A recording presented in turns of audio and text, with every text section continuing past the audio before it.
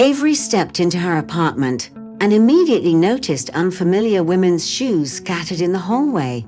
With raised eyebrows, she closed the door behind her, a mix of curiosity and irritation brewing inside. "Matthew," she called out for her fiancé, who quickly emerged with an odd, guilty look on his face. "Avery, darling, please, don't get mad. I'm begging you," he stammered. "Who do we have here? What's going on?" she demanded, storming into the living room without waiting for his reply. Sitting there, as if it were the most natural thing in the world, was Marina, Matthew's ex-wife, comfortably seated in an armchair, and their daughter Natalie perched on the sofa. Avery's jaw nearly dropped in shock and disbelief. "Can someone explain to me what's happening?" she asked, her voice sharp and incredulous. "Avery, darling, could Marina and Natalie stay with us for a few days? You know her situation, she has nowhere else to go. We can't just throw them out on New Year's Eve. They're family after all," Matthew pleaded. With only 2 days left until the new year, the living room was already festively adorned. A Christmas tree stood decorated, and garlands hung from the curtains, casting golden light across the room. Yet, the holiday cheer did nothing to make the situation any more acceptable to Avery. "No, absolutely not," Avery snapped, her eyes blazing with anger.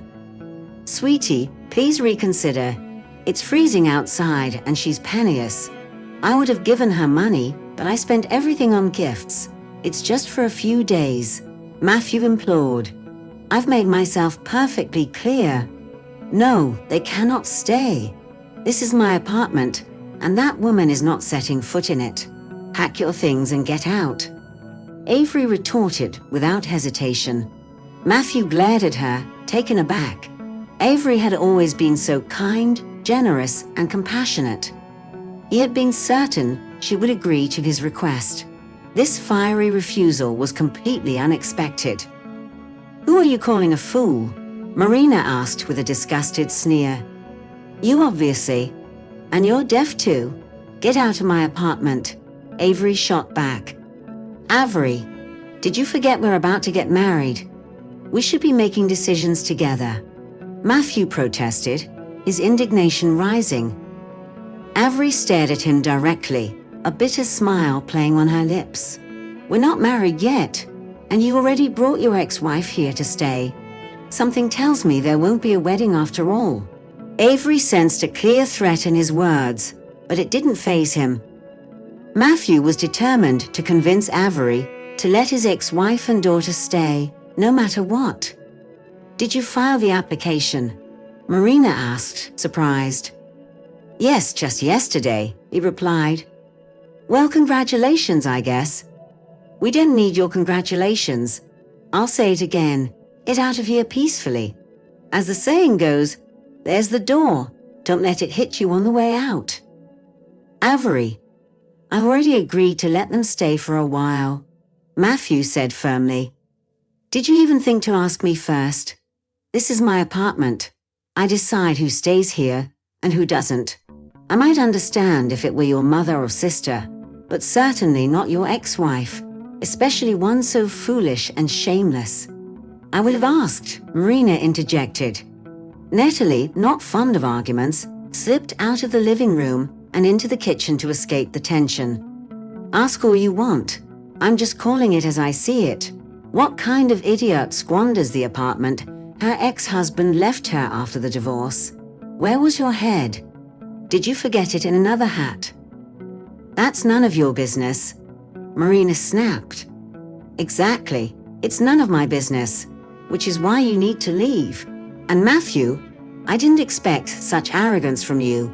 I'll give you 5 minutes. Either she leaves or all of you do." Avery's anger was boiling over. What irritated her the most was the stupid expression on Matthew's face, as if he had turned into an immovable object. "Avery, please, set aside your pride for a minute, and let's discuss this calmly," he suggested. "Fine. I'll talk calmly, and you listen closely. Let me lay out the whole scenario, so you don't think I'm overreacting. You divorced that nitwit. You left her the apartment your parents bought, even though she didn't contribute a dime. 2 years later, this fool falls for some inmate she met through letters, and to get him out of prison, she sold that very apartment. This scoundrel got out, toyed with her for a week to satisfy his basest urges, and then vanished, leaving her with nothing. No money, no apartment, no sense. And now this lunatic barges into my home expecting to stay. Did I get anything wrong?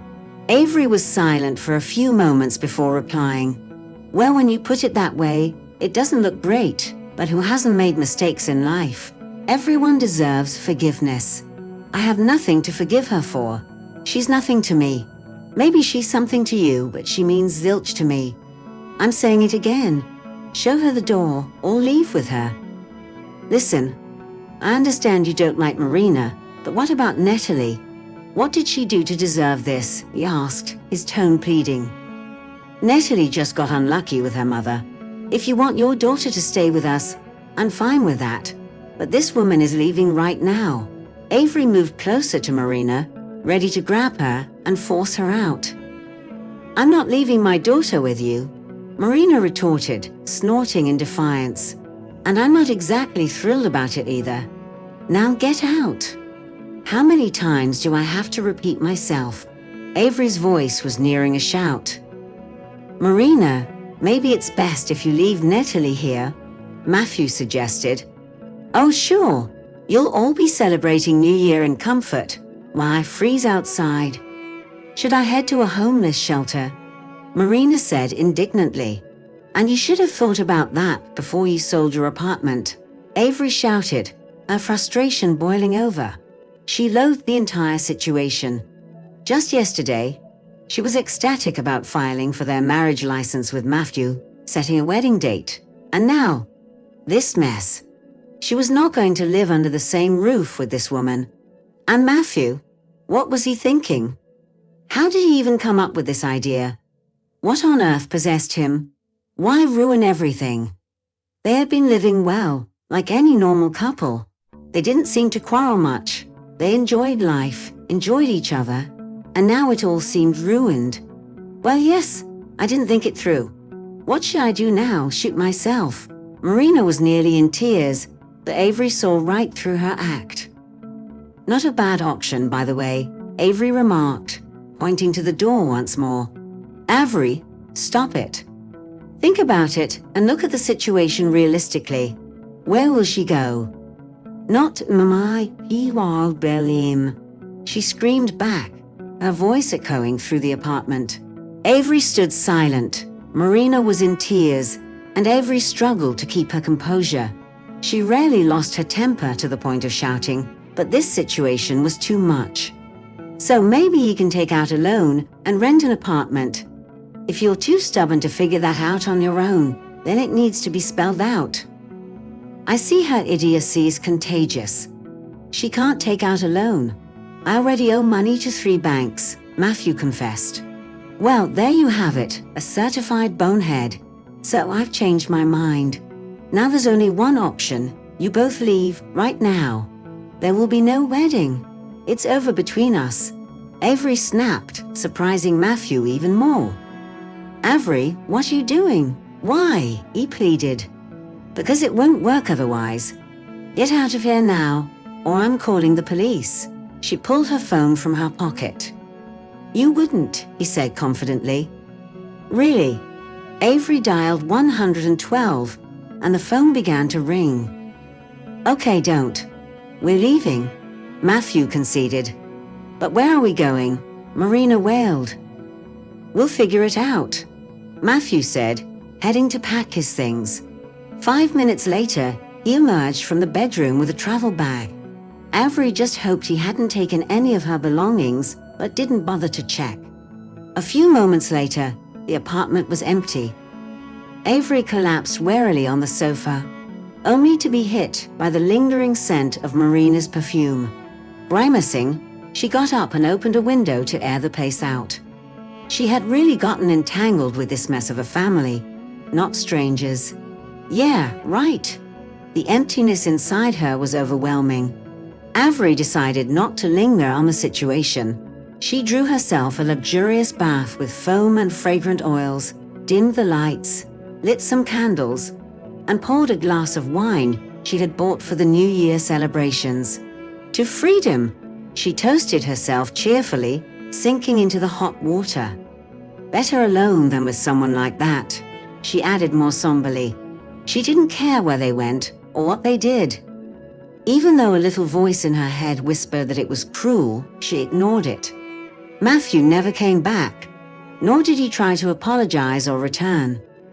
A couple of months later, Avery learned from mutual friends that he had gotten back together with his ex-wife. It seemed it was bound to happen anyway. Thank goodness it wasn't under her roof. Avery wasn't upset. She moved on, relieved to have seen the true nature of her fiancé before the wedding. It would have been a nightmare if he pulled this stunt after I had a shiny ring on my finger. Ew, she thought, quickly dismissing the thought. Fate saved me from a fool, that's for sure.